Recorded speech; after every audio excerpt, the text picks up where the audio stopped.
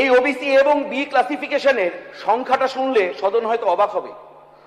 1,72,00,000 মানুষকে এই প্রসেস কমিশনকে বাইপাস করে কাদের উপর ন্যস্ত করা হয়েছিল? দুটো সংগঠনের নাম উঠে আসে। সদন হয়তো আশ্চর্য হবে শুনলে। তৎকালীন আমাদের বিরোধী দলনেতা ছিলেন বর্তমান মুখ্যমন্ত্রী শ্রী শুভেন্দু অধিকারী মহোদয়। তিনি বারে বারে এই সদনে চেঁচিয়ে চেঁচিয়ে বলেছিলেন দাঁড়িয়ে, আমরা টিভিতে সেই সম্প্রচার দেখেছিলাম, যে এই বিলের উপর এই সদনে আলোচনা হওয়া দরকার আছে। সেদিন তৎকালীন স্পিকার মহোদয়, মাননীয় অধ্যক্ষ মহোদয়, আজকে এই মহতী সদনে আপনার অনুমতি সাপেক্ষে আমি প্রথমবার বক্তব্য রাখছি। সম্মানীয় সদনকে আমি আমার শুভেচ্ছা এবং কৃতজ্ঞতা জ্ঞাপন করি। সম্মানীয় মুখ্যমন্ত্রীকে আমাকে এই সুযোগ দেওয়ার জন্য ধন্যবাদ জ্ঞাপন করি। মাননীয় অধ্যক্ষ মহোদয়, যে বিল নিয়ে আজকে আমরা আলোচনা করছি, it is to amend the West Bengal backward classes other than scheduled castes and scheduled tribes, reservation of vacancies in services and posts Act 2012. এই আলোচনায় সময় মাত্র 13 মিনিট, কিন্তু এটা 14 বছরের একটা যুদ্ধের ইতিহাস। আমি যদি প্রথমেই বলি যে it is a classic example of intellectual dishonesty, অর্থাৎ বুদ্ধিজীবী সুলভ মিথ্যাচারের এটা একটা দুর্দান্ত উদাহরণ হতে পারে আইন জগতের এবং সংসদের সামনে। It is also an exceptional example of institutional corruption, অর্থাৎ প্রাতিষ্ঠানিক দুর্নীতিরও এটা একটা খুব কালো অধ্যায়, যার বিরুদ্ধে আমাদের সম্মানীয় মুখ্যমন্ত্রী লড়াই ঘোষণা করেছেন। আমি প্রথমেই খুব ছোট করে এর ব্যাকগ্রাউন্ড সম্পর্কে বলতে চাই। মাননীয় অধ্যক্ষ মহোদয়, সোশ্যালি ব্যাকওয়ার্ড ক্লাসেদের আইডেন্টিফাই করার প্রথম প্রক্রিয়া শুরু হয়েছিল কাকা কেলকার কমিশনের মাধ্যমে, যারা রিপোর্ট সাবমিট করেছিল 31শে ডিসেম্বর 1980-তে, যে রিপোর্টটা রিজেক্টেড হয়েছিল।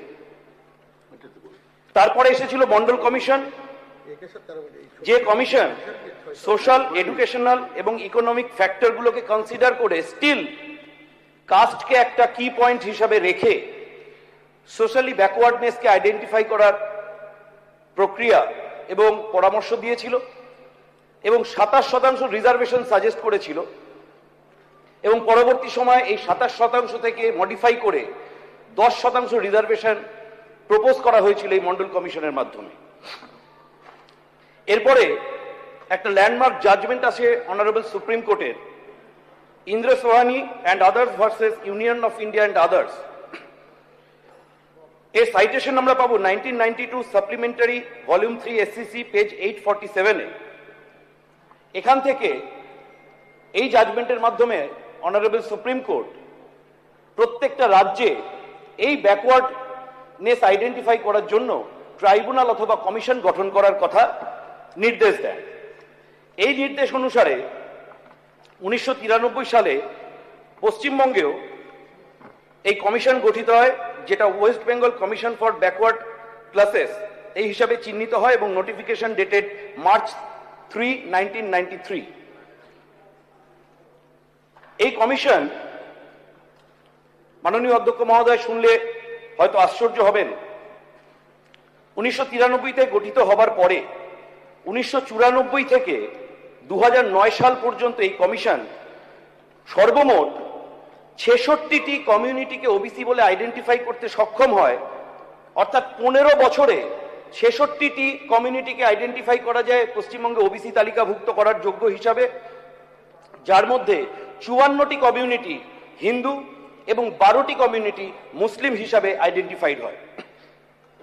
আশ্চর্যের ব্যাপার হলো 2011-তে বিধানসভা নির্বাচন হয়, তার ঠিক এক বছর আগে ফেব্রুয়ারি 8, 2010-এ তৎকালীন বামফ্রন্টের মুখ্যমন্ত্রী বুদ্ধদেব ভট্টাচার্য কলকাতার বুকে একটি প্রকাশ্য জনসভা থেকে ঘোষণা করেন যে পশ্চিমবঙ্গের সরকারি চাকরিতে তৎকালীন সরকার মুসলমানদের, আমি স্পেসিফিক্যালি বলছি মুসলিম ধর্মাবলম্বীদের 10% সংরক্ষণের সুবিধা দেবে। এটা হবার পরে আচমকা দেখা যায় যে কমিশন 15 বছর ধরে মাত্র 66টা কমিউনিটিকে আইডেন্টিফাই করতে পেরেছিল ওবিসি তালিকাভুক্ত করার জন্য। সেই কমিশন 8ই মার্চ 2010 থেকে 24শে সেপ্টেম্বর 2010-এর মধ্যে 42টা কমিউনিটিকে আইডেন্টিফাই করে ফেলে। অর্থাৎ আপনি যদি গণনা করেন মার্চ, এপ্রিল, মে, জুন, জুলাই, আগস্ট, সেপ্টেম্বর, অর্থাৎ 6 থেকে 6.5 মাসের মধ্যে 42টা কমিউনিটি আইডেন্টিফাইড হয়ে গেল। এবং কি পদ্ধতিতে হলো, কারা করলো, সেটা নিয়ে একটা বিস্ময়ের অবকাশ রয়েছে। এই যে 42টা কমিউনিটি আইডেন্টিফাইড হলো, ভাবতে অবাক লাগে কোন জাদু বলে 42টা আইডেন্টিফাইড কমিউনিটির মধ্যে 41টা কমিউনিটি মুসলমান ধর্মাবলম্বী এবং মাত্র একটি কমিউনিটি হিন্দু কমিউনিটি, যারা ওবিসি স্ট্যাটাস লাভ করার যোগ্যতা অর্জন করেছিল। মাননীয় অধ্যক্ষ মহোদয়, এই ঘটনার পরে কমিশন এই টোটাল পূর্বে 66টা এবং পরে 42টা টোটাল 108টা কমিউনিটি ঘোষণা হবার পরে সম্পূর্ণভাবে পদ্ধতিকে উপেক্ষা করে এদেরকে ওবিসি কমিউনিটির মর্যাদা দেয়। এবং মাননীয় অধ্যক্ষ মহোদয়, আপনার অবগতির জন্য জানাই যে টোটালি 108টি কমিউনিটির মধ্যে যে 56টি কমিউনিটি এবং এই 108টি কমিউনিটিকে ওবিসি এ এবং ওবিসি বি এই দুটি ভাগে ভাগ করা হয়। ওবিসি এ হিসাবে আইডেন্টিফাই করা হয় মোর backward class among the backward, অর্থাৎ তারা নাকি বেশি পিছিয়ে পড়া, এবং বি হচ্ছে সিম্পলি ব্যাকওয়ার্ড। এই ওবিসি এ তালিকাভুক্ত করা হয় 56টি কমিউনিটিকে, যে 56টি কমিউনিটির মধ্যে দেখা যায় 49টি কমিউনিটি মুসলিম ধর্মাবলম্বী এবং 7টি মাত্র হিন্দু ধর্মাবলম্বী, এবং ওবিসি বি বাকি 52টি ক্যাটেগরিকে রাখা হয়। এই যে 49টি কমিউনিটি ওবিসি এ তালিকাভুক্ত হলো মুসলমান ধর্মাবলম্বীদের মধ্যে থেকে, তাদের মধ্যে 2010 সালের আগে মাত্র আইডেন্টিফাইড হয়েছিল 12টি মুসলিম কমিউনিটি, এবং 2010 সালের এই মাত্র 6.5 মাসের মধ্যে 37টা মুসলিম কমিউনিটিকে ওবিসি এ মর্যাদাভুক্ত করা হয়। অর্থাৎ এই পরিসংখ্যান থেকে এটা খুব পরিষ্কার বোঝা যাচ্ছে যে এই ওবিসি এ ওবিসি বি ক্যাটেগরাইজেশন ক্লাসিফিকেশনের মূল উদ্দেশ্য ছিল সাম্প্রদায়িক তোষণ, সংখ্যালঘু তোষণ এবং সর্বাঙ্গীনভাবে এই সংরক্ষণের সুবিধা মুসলিম ধর্মাবলম্বী ব্যক্তিদের রাজনৈতিক পরিপ্রেক্ষিত থেকে পাইয়ে দেওয়ার জন্য। অধ্যক্ষ মহোদয়, এর সাথে আমি আরো একটি বিষয় উত্থাপন করতে চাই। একটি আরটিআই হয়, যে আরটিআইয়ের উত্তরে 24শে সেপ্টেম্বর 2010-এ রাজ্যের কমিশন জানায় যে তাদের সাথে কোনো রকম কোনো কনসালটেশন না করে এই ওবিসি এবি ক্লাসিফিকেশন করেছিল সরকার। অধ্যক্ষ মহোদয়, আপনাকে জানাই এই ওবিসি এবং বি ক্লাসিফিকেশনের সংখ্যাটা শুনলে সদন হয়তো অবাক হবে। 1,72,00,000 মানুষকে এই ওবিসি এ তালিকাভুক্ত করা হয়েছিল যারা মুসলিম সম্প্রদায়ভুক্ত। এই সামান্য সময়ের মধ্যে কোন ইনফ্রাস্ট্রাকচার নিয়ে, কত সংখ্যক কর্মী নিয়ে এই ক্লাসিফিকেশনের কাজ হয়েছিল তার সদুত্তর তৎকালীন সরকার বা তার পরবর্তী সরকারও দিতে পারেনি। মাননীয় অধ্যক্ষ মহোদয়, আপনার অবগতির জন্য জানাই, যখন আমাদের পূর্ববর্তী সরকার আদালতে হলফনামা দেয় এই সংক্রান্ত মামলায়, তাতে দেখা যায় যে তারা বলছে যে এই সংক্রান্ত যে আইডেন্টিফিকেশনের প্রসেস, ওবিসি কমিউনিটি আইডেন্টিফিকেশনের প্রসেস, এই প্রসেস কমিশনকে বাইপাস করে কাদের উপর ন্যস্ত করা হয়েছিল? দুটো সংগঠনের নাম উঠে আসে। সদন হয়তো আশ্চর্য হবে শুনলে, দায়িত্ব ন্যস্ত করা হয়েছিল ওয়েব কুটা এবং এবিটি এর উপর, যাদের এই ধরনের কাজ করার কোন রকম সেট আপ, ইনফ্রাস্ট্রাকচার বা অভিজ্ঞতা কোনোটাই ছিল না। অর্থাৎ সর্বতোভাবে এটা পরিষ্কার বোঝা যাচ্ছে যে এই সম্পূর্ণ কার্যক্রমের মূল উদ্দেশ্য ছিল রাজনৈতিক শোষণ করে মুসলিম ভোট ব্যাংককে কনসলিডেট করে কোনো বিশেষভাবে কোনো একটি বিশেষ দলের সপক্ষে নিয়ে আসা। মাননীয় অধ্যক্ষ মহোদয়, 2010-এর নির্বাচনের পরে 2011-য় যখন সরকার পরিবর্তন হলো, দুটি মামলা হাইকোর্টে পেন্ডিং থাকাকালীন, আমি নাম্বার দুটি বলছি, WPO 60 of 2011 এবং WPO 587 2012, এই দুটি মামলা আদালতে বিচারাধীন থাকাকালীন যে অ্যাক্টটির আজকে সংশোধনী আমরা প্রপোজ করেছি, সেই অ্যাক্টটি মার্চ 25, 2013-তে পূর্বতন রাজ্য সরকার এই সদনে ইন্ট্রোডিউস করে এবং পাস করে। এর বিরুদ্ধে মামলা হয় WPO 1160 অফ 2012। সেই মামলা পেন্ডিং থাকাকালীনও আরো নতুন 37টি কমিউনিটিকে ওবিসি তালিকাভুক্ত করা হয়। অর্থাৎ আমরা এখানে দেখতে পেয়েছি যে এখানে আমরা সদনের সামনে পরিষ্কার হবে যে এই মামলায় Kolkata high court, honourable Calcutta high court বারে বারে জুডিশিয়ারির লেজিসলেচারের মান্যতাকে ঊর্ধ্বে তুলে ধরতে চেয়েছেন, কিন্তু তৎকালীন সরকার এই সদনে বসে এই লেজিসলেচারের মান্যতাকে অবমর্যাদাকর করেছেন। মাননীয় অধ্যক্ষ মহোদয়, আমি খুব সংক্ষেপে এই যে সংশোধনীগুলি আনা হয়েছে তার বিষয়ে খুব ছোট্ট করে কয়েকটি কথা বলতে চাই।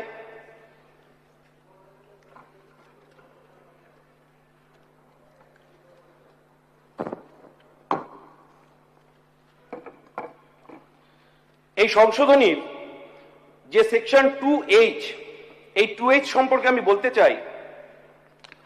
The state legislature on one hand, by reason of the first part of section 2H, has taken over the power to identify and declare classes as backward under article 16(4) of the constitution, yet a parallel power on the other hand has been conferred on the executive to declare classes as OBCs by legislature by the enactment of the second part of section 2H. The state executive was already conferred with the power to declare classes as OBC under inter alia article 16(4) read with article 46 of the constitution. The state legislature in its wisdom chose to enact law and streamline the process of declaring classes as OBCs and make provisions for its implementation by way of the Act of 2012. To therefore parallelly reserve similar powers once again to the executive under a statute is ex facie illegal and arbitrary. অর্থাৎ আইনে যখন এই সদনে 2012-র অ্যাক্টটা পাশ করে লেজিসলেচারের হাতে OBC কমিউনিটির আইডেন্টিফিকেশনের কমিশনের সাথে পরামর্শ সাপেক্ষে অধিকার এই মহতী সদনকে দিয়েছে, এই মহতী সদনকে দেওয়ার পরেও প্যারালালি একটা আইন রাখা, যে আইনে এক্সিকিউটিভের হাতে দায়িত্ব নষ্ট করে দেওয়া, যে এই সদনের মহতী সদনের উইজডমকে বাইপাস করে এক্সিকিউটিভের মাধ্যমে ওবিসি কমিউনিটি আইডেন্টিফাই করা এবং ঘোষণা করে দেওয়া, এটা x FSSAI illegal and arbitrary. মহোদয়, এই প্রভিশনের একটাই অর্থ ছিল, যখন মহামান্য কলকাতা হাইকোর্টের নির্দেশ অনুসারে এই সদনে 22 মে 2024-এ অনারেবল ক্যালকাটা হাইকোর্টের landmark judgement passed by Honorable Justice Tapabrata Chakraborty and Honorable Justice Rajshekhar Mantha, তাতে পরিষ্কার বলা হয়েছিল যে এই সংক্রান্ত বিষয়গুলো, এই সেকশনগুলোকে স্টার্ট ডাউন করে দিয়ে, যেগুলো নিয়ে বিতর্ক ছিল, মামলা ছিল, এদেরকে স্টার্ট ডাউন করে দিয়ে সদনে সদস্যদের সামনে বিল পেশ করে বিস্তৃত আলোচনা করতে হবে। তৎকালীন আমাদের বিরোধী দলনেতা ছিলেন বর্তমান মুখ্যমন্ত্রী শ্রী শুভেন্দু অধিকারী মহোদয়। তিনি 30 সেকেন্ড অনারেবল স্পিকার স্যার, তিনি বারে বারে এই সদনে চেঁচিয়ে চেঁচিয়ে বলেছিলেন, দাঁড়িয়ে আমরা টিভিতে সেই সম্প্রচার দেখেছিলাম, যে এই বিলের উপর এই সদনে আলোচনা হওয়া দরকার আছে। সেদিন তৎকালীন স্পিকার মহোদয় টিফিন ব্রেক ঘোষণা করে দিয়ে আলোচনাকে বন্ধ করে দিয়ে একতরফা ভাবে এটাকে পাশ করিয়ে দিয়েছিলেন। আজকে আমি 30 সেকেন্ডে শেষ করে দিচ্ছি। আজকে আমার বক্তব্যে এইটুকুনি থাকলো যে আজকের এই যে সংশোধনী, এটা অত্যন্ত যুগোপযোগী, বাস্তবোচিত এবং আইনসম্মত। আমি এই সংশোধনীকে সর্বতভাবে সমর্থন করি।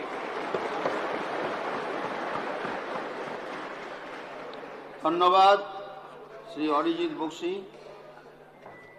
এবার বক্তব্য রাখার জন্য অনুরোধ করছি মাননীয় সদস্য শ্রী বিশ্বানন্দ